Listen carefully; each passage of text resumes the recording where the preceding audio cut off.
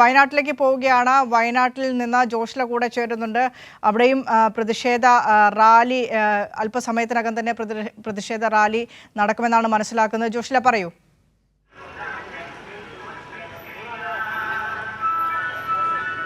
വിനിഷ, വയനാട് കൽപ്പറ്റയിലെ പ്രധാനപ്പെട്ട കേന്ദ്രത്തിലാണുള്ളത്. Head post ഓഫീസിന് മുന്നിലാണുള്ളത്. ഇവിടെയാണ് ഇടത് തൊഴിലാളി സംഘടനകൾ നടത്തുന്ന ധർണയടക്കം പ്രതിഷേധ ധർണയടക്കം സംഘടിപ്പിക്കുക. ഇതുവരെ വയനാട് ജില്ല പണിമുടക്കിനോട് പൂർണ്ണമായും സഹകരിച്ചു എന്ന് വേണം പറയാൻ. ചിലയിടങ്ങളിൽ വാഹനങ്ങൾ തടയുന്ന അവസ്ഥയുണ്ടായിരുന്നു. INTUC അടക്കമുള്ള STU അടക്കമുള്ള സംഘടനകൾ ഇടത് സംഘടനകളോട് യോജിച്ച് പ്രവർത്തിക്കുന്നില്ലെങ്കിലും സമാന്തരമായി തന്നെ അവർ വാഹനങ്ങൾ തടയുന്ന ഒരു സ്ഥിതിവിശേഷം വയനാടിനെ സംബന്ധിച്ചിടത്തോളം ഉണ്ടായിട്ടുണ്ട്. മാത്രമല്ല, ഒരു കേന്ദ്രീകൃതമായി ജില്ലയിൽ പൊതു പ്രകടനം എന്നുള്ള നിലയിലല്ല, പല കേന്ദ്രങ്ങളിലായി കേന്ദ്ര സർക്കാർ ഓഫീസുകൾക്ക് മുന്നിലാണ് പ്രകടനവും അതുപോലെ തന്നെ പ്രതിഷേധ ധർണയും സംഘടിപ്പിക്കുന്നത്.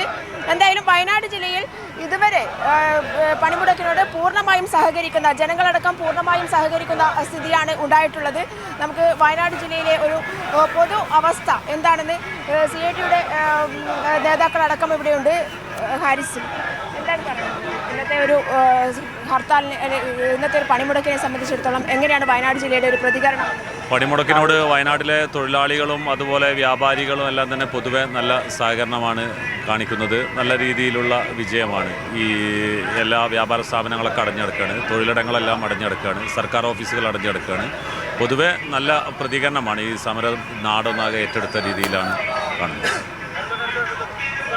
വയനാടിനെ സംബന്ധിച്ചിടത്തോളം വിനിഷ, നമുക്കറിയാം കേന്ദ്ര സർക്കാരിനോട് ഇത്രയധികം വിയോജിപ്പുള്ള ഒരു നാട്.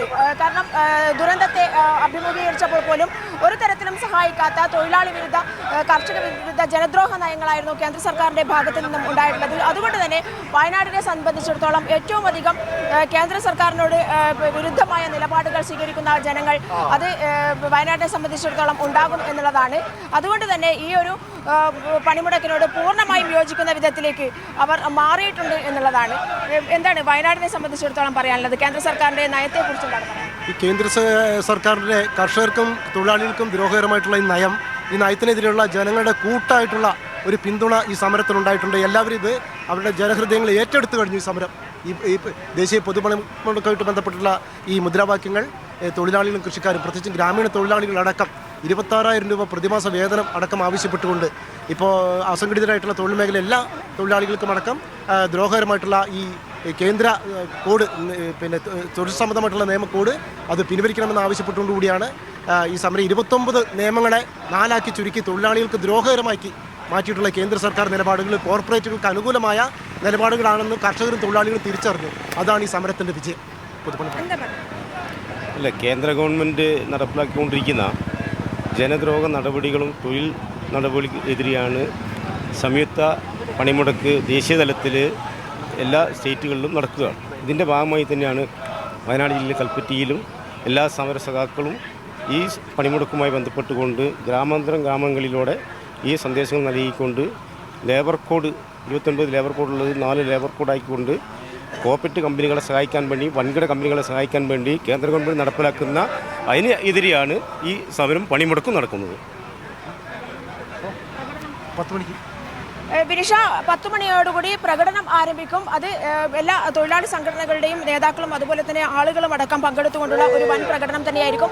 മാനന്തവാടിയിലും അതുപോലെ തന്നെ ഗ്രാമപ്രദേശങ്ങളിലും അടക്കം കേന്ദ്രീകൃതമായിട്ടാണ്, ഓരോ സ്ഥലങ്ങളിൽ കേന്ദ്രീകരിച്ചുകൊണ്ടാണ് ഇത്തരത്തിൽ പ്രകടനങ്ങൾ സംഘടിപ്പിക്കുക എന്നുള്ളതാണ്. അതുപോലെ തന്നെ ധർണയും ജില്ലയിൽ ആകെ കൂടെ ഒരു പൊതു പ്രകടനമോ അല്ലെങ്കിൽ പൊതു പ്രതിഷേധ മാർച്ചോ പൊതു ധർണയോ സംഘടിപ്പിക്കുന്നില്ല. പല സ്ഥലങ്ങളിൽ പല രീതികളിൽ ആണ് വയനാട് ജില്ലയെ സംബന്ധിച്ചിടത്തോളം സമര രീതികൾ ഉള്ളത് എന്നുള്ളതാണ്.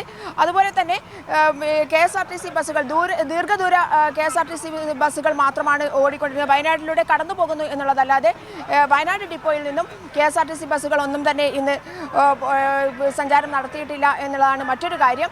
അതേ രീതിയിൽ തന്നെയാണ് സർക്കാർ ഓഫീസുകളെല്ലാം തന്നെ മുടങ്ങിക്കിടക്കുകയാണ്. എല്ലാ തരത്തിലും ഈ ഒരു പണിമുടക്കിനോട് കേന്ദ്ര സർക്കാരിൻ്റെ ജനദ്രോഹ നയങ്ങൾക്കെതിരെ വയനാട് ജില്ല പൂർണ്ണമായും പ്രതിഷേധത്തിലാണ് എന്ന് വേണം പറയാൻ. വിനിഷ. യെസ്, PV ജോഷ്ലയാണ് വയനാട്ടിൽ നിന്ന്. പ്രതിഷേധ ധർണയാണ് ഇപ്പോൾ അവിടെ നടക്കുന്നത്. അല്പസമയത്തിനകം തന്നെ പ്രതിഷേധ റാലിയിലേക്ക് അത് മാറും.